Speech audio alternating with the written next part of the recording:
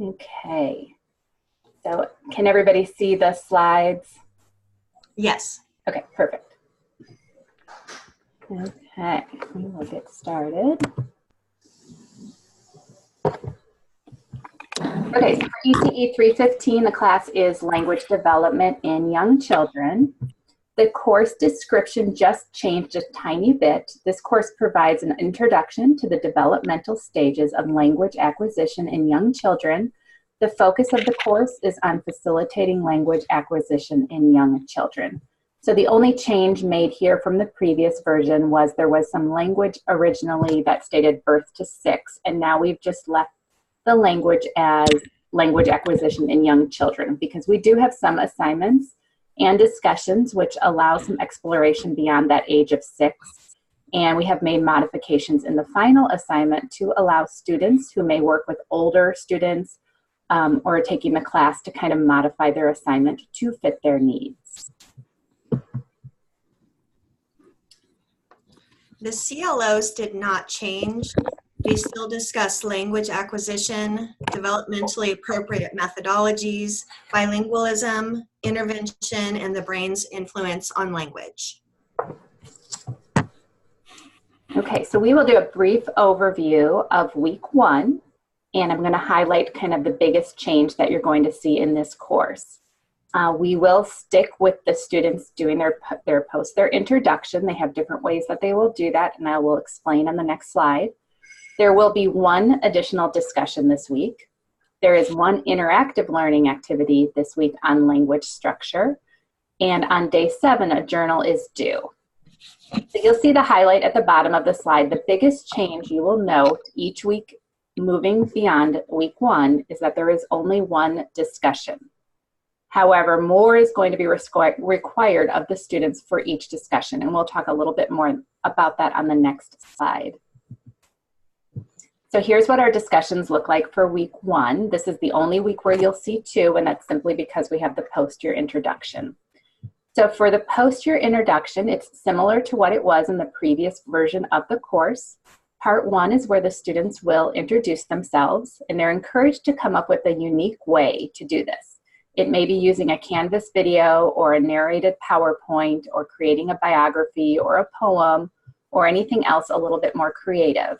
On the course page, there are also directions with links showing them how to do those. So they do have tutorials on how to make those narrated PowerPoints and the videos on there. And then the second component, which again, it was the same as it was before, is that we're encouraging them to join that Ashford Early Education Club on LinkedIn. So as I mentioned, our discussion format has changed.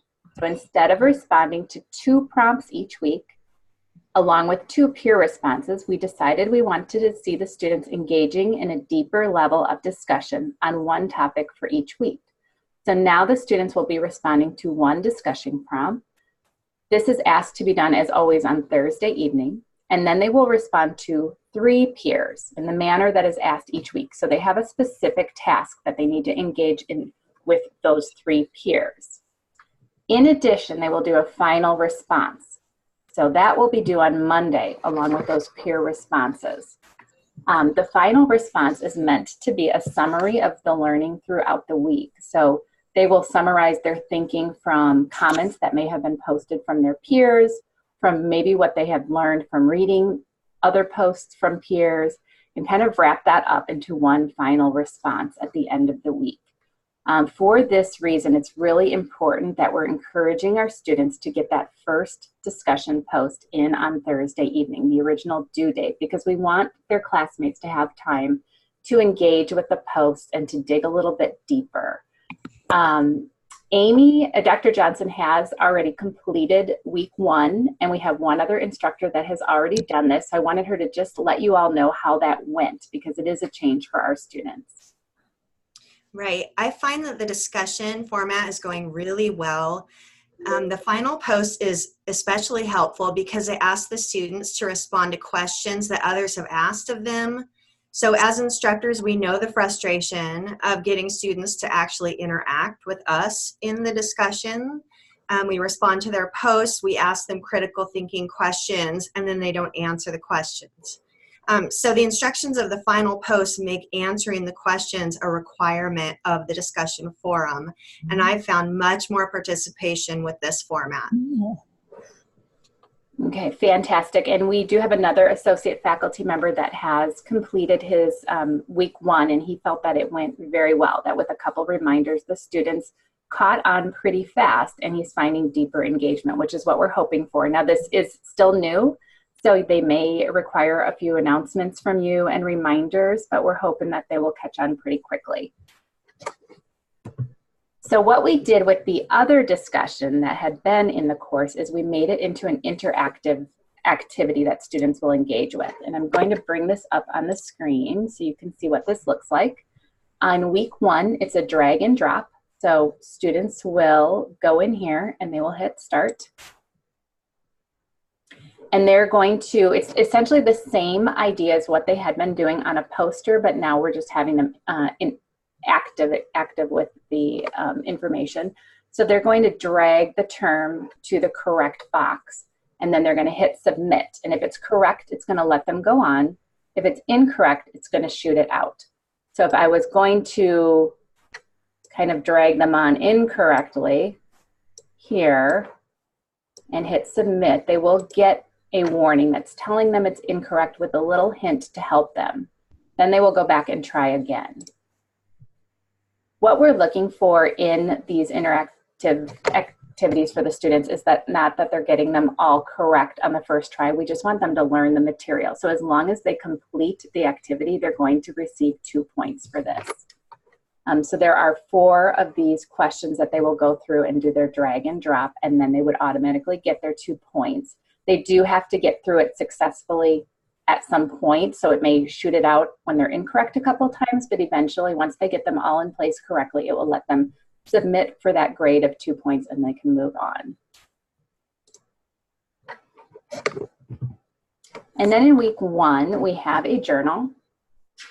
This is familiar to you if you've taught the course.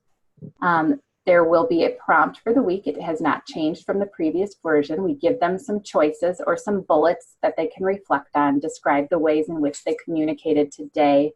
How is that communication different than it was in the past? Discuss how your interactions and expectations of others have changed over time, and explain effectiveness of our communication. So the prompt has not changed. They're not required to respond to each of the bullet points, but these are just ideas to get them started in their reflection. And we will move to week 2. Week 2 has the discussion, a learning activity, quiz, and an assignment. The discussion covers second language learning. This used to be week 2 discussion 2, so it will look very familiar. It does have the added component of that final post and then 3 peer responses. And as Michelle mentioned, I've been doing a lot of reminders with the students. So on Thursdays, I post an announcement, remember your first post is due tonight. And then Mondays, I post an announcement, remember that your 3 peer responses and your final posts are due tonight, just because this is new. The learning activity runs the same way as in week 1. The students cannot advance to the next slide without choosing the correct answer. Once they get to the last slide, they click submit, and it pushes the grade to the gradebook. In the first 2 sections of the course, we've had issues with this one interactive. It's been pushing a 0 to the gradebook. We think it's fixed now, but if you notice this problem, just contact me and we'll get it fixed. The quiz forces the students to plan ahead and reach out to a teacher whom they can interview. The quiz is a short answer where they type the interviewee's name and contact info, time and date of the interview. So this sets them up really well for the interview to take place in week 3. The assignment is similar to the old assignment that asked them to use Classroom Architect to create their classroom. We found that they had already completed an assignment very similar to that in another course, so we modified it. We took out the design requirement. Instead, they're given images and choose 3 to discuss. There's a template on which they complete their assignment, which aids them in addressing each part of the directives. There have been a few students who could not open the PowerPoint of images, and tech support reminds them to use a computer, not a tablet or a phone, to open that PowerPoint. But if you still have students that are stuck, you can convert that PowerPoint to a PDF and then they can access it. Week 3. Looking at week 3, we have our one discussion, and this week it will be on the stages of language development. There is one quiz, which is a true quiz. There's one journal, and then the actual interview assignment. So if we look at the discussion, students will be reading chapters 5 and 6 this week. They will watch 3 videos, which are linked in the text. This was done in the previous version of the course. Then they have 2 parts to the discussion, and one part is to summarize their observations from the video. What did they notice about the child's body language? How did the caregiver interact with them? How is language being supported and stimulated?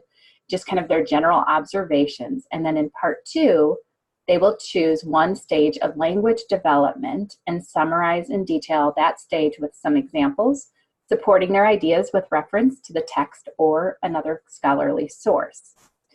So then again, those peer responses would be due on day 7. There would be 3 of them with a specific task.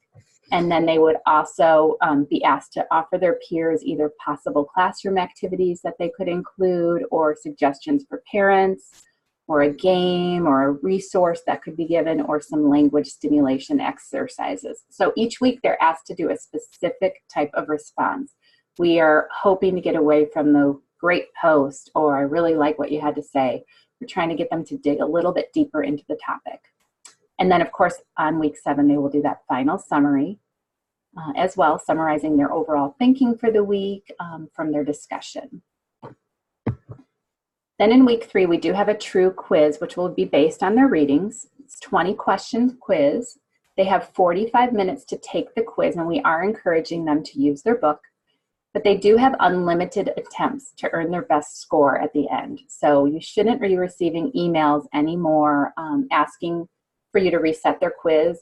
We're more concerned with, that they end up getting the knowledge that they need out of this, and it's a learning experience for them, so they can take it as many times as they want to achieve the best score. The journal for week 3 is asking students to think about how children think differently now. Versus years ago, coming from the digital world and comparing that to the non-digital world. So they're going to watch a video called Understanding the Digital Generation. And then in the 1 to 2 page journal, they will respond to some of the bulleted prompts there, discussing their thoughts on the ideas from the video, comparing how people learn today with how people learned in the past, identifying implications this may have for their future role, and demonstrating how they could use that information. The assignment for this week is that language development interview. So if you remember, Dr. Johnson discussed that in week 2, they have a quiz where they're submitting the name and the interview information into that quiz. That was to set them up for success for this week. So now they already have their interview set up. They're not scrambling to find somebody to interview. They're going to access a link of language development interview questions, and they're directed to choose 5 of those questions for their experienced preschool teacher. They will document the answers given to those 5 questions, and then they will analyze the provided answers using the knowledge gained from the course and the textbook readings. Now, this assignment is the same that was done in the previous version of the course. However, we removed the option to interview themselves, as we were finding that almost all of the students would choose that option instead of looking for an outside educator to sit down with or conduct a phone interview with. And of course, it's at your discretion if a student contacts you that they cannot find someone or they're struggling to schedule this interview, that option could be made available to them, but we wanted to try to really encourage them to sit down face-to-face with an educator for the purpose of this assignment. There is a template that was made, and I'm going to just drag this over. Dr. Johnson talked about one that we had for week 2 as well, and these are in the course now. So this really sets them up for success. So instead of just having an APA template, the specific templates are made for the assignments. So what they're going to do is use this to set up their entire assignment. So it tells them exactly what needs to be included and where it should go and what they should do to integrate that research and how to get their resources set up at the end. So we're hoping that this will help the students remember all the components of the assignment. You may need to, in your announcements, encourage them to use these templates because I think the students are just starting to get familiar with these. Okay. And week 4. Week 4 has a discussion, learning, activity, and assignment. The discussion is similar to the old week 4 discussion 2, where in the previous shell they were asked to either visit a classroom and observe for 30 minutes or watch a 2-minute video. And most students chose the video because it was 2 minutes long. So we wanted to provide a bit longer observation experience for them, and we modified the requirements here. They will first read an article on teacher-student language interaction and then observe the interaction in a 20-minute video. The instructions provide specific prompts to be answered, and it follows the same format of 3 peer responses and a final post. The learning activity covers information that in the old shell was week 4 discussion 1. It discusses speech and language disorders and provides feedback for correct and incorrect answers. It doesn't allow the student to continue unless they eventually choose the correct answer, and full points are awarded upon completion. In the literacy lesson plan assignment, we were mindful that students really struggle with lesson planning in general, so we created a sample and a template for them.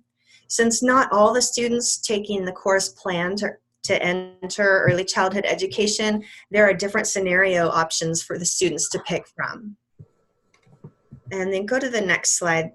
So be mindful that these directives you see, they're immediately followed by the sample and the template. So if students say they can't find the template, just tell them to scroll down. Also, if they submit the entire document of directions, sample, and template, the Turnitin score will be outrageous. So if you see a really high score, just click on Turnitin to see what's going on. Week 5, we have discussion, journal, and the final presentation. The discussion topic remained the same. The 3 peer responses and the final post were added in. The journal has been changed. The previous course had them discussing peer reviews of lesson plans, but that component had already been taken out of the course, so it was really confusing. This journal asks them to reflect on some overall learning in the course, and each journal in the course is a 1 to 2 page reflection. Okay, for the final assignment, it's a presentation, and students are asked to create the presentation to teach a chosen audience about language acquisition and development. They will demonstrate how that audience can support language acquisition in their specific setting. We wanted to give students the choice about who their chosen audience would be, since we know we have students that come from different programs coming into the course, and they're not all going to be early childhood educators in the classroom. So we have several choices listed for them. They can create their presentation geared towards infant toddler teachers or pre-K kindergarten teachers or kindergarten through 3rd grade teachers or even 4th through 8th grade teachers. They can gear it towards middle or high school teachers or social workers or counselors. So they will adapt the assignment to meet their needs based on their chosen audience. They're going to need their title slide. And much of this is the same as if you had taught the class previously. A couple of different things. They will do their title slide and opening slide. That was the same. They're going to do their professional introduction. That comes straight from week 1. They will include an organizational plan. That is the summary of the learning environment that they did for week 2. And each time that they are creating those assignments in the course, there's a reminder there to keep in mind that that piece would be used for their final, and they want to be mindful of that. So technically they could be working on that final as the weeks go and not doing that all at the end. They will include strategies to support children with 3 specific strategies that would come from week's 3 work. They'll include 5 ways to support English language learners, referring back to their week 2 discussion. And we did not ask for 5 ways in the discussion. So what we're doing there is asking for more in the final, because we're hoping that they're going to go back to that discussion and see what they've learned from their peers. And they're going to have to in order to come up with 5 ways to support those learners. Then they will discuss 4 ways to support the family. So again, they will be pulling things that they've learned from the week. Then they will summarize a speech disorder and discuss how to support those children. They will summarize a language disorder and discuss how to support those children.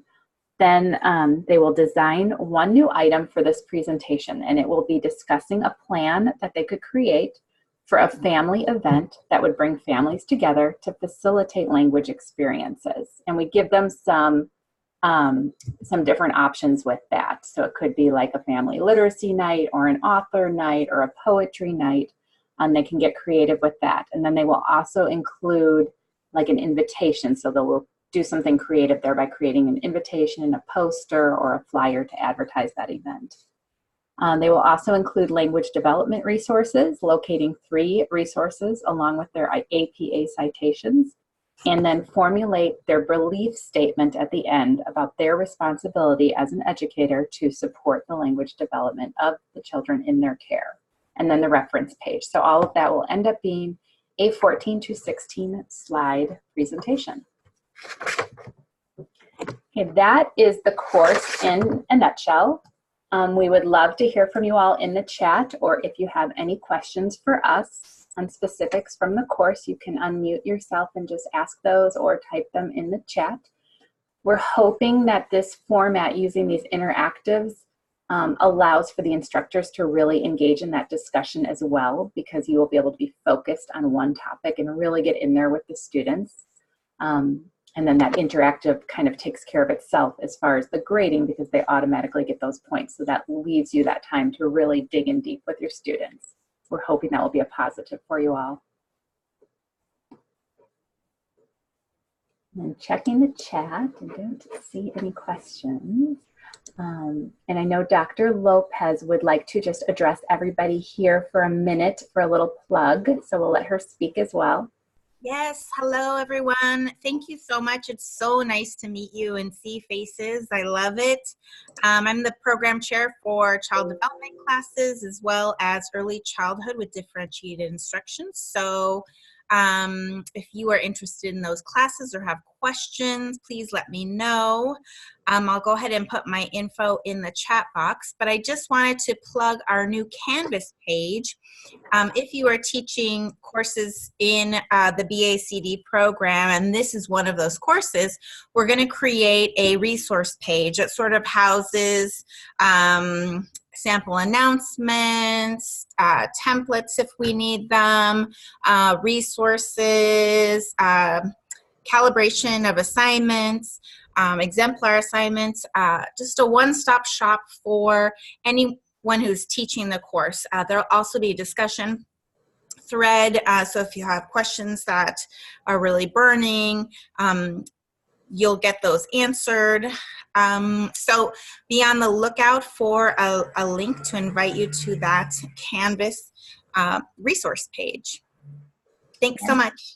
Fantastic. So if there are no questions, we will wrap up the meeting. I'm just waiting a second, but it looks like there's no questions in the chat.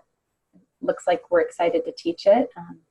I just started, I'm in week 1, so I'm just getting to know the students on the introduction today, but we're excited to see how the changes unfold and how this new discussion format works out. Dr. Lopez has her contact information in the chat, and Dr. Johnson, do you want to put that in as well? I have yours on the slide, but I stopped sharing. So if you're going to be teaching the class soon and you need anything, you will get your welcome email from Dr. Johnson, but she's also put that in the chat. Great, so thank you all for coming. We're excited to have you work with us on this course. Special thank you to Sarah McBride, Christy Clancy, who also collaborated with us on some ideas for this course. We have really enjoyed working with our associate faculty, and we hope that we can reach out to you. And now if we do for future courses, you've seen our faces, you know we're just looking for some great ideas because you are in there teaching the students and you know what works, and sometimes you have great ideas on what doesn't work. So we really appreciate all the effort that everybody has put in to help us. Thank you very much. Have a great night, everyone.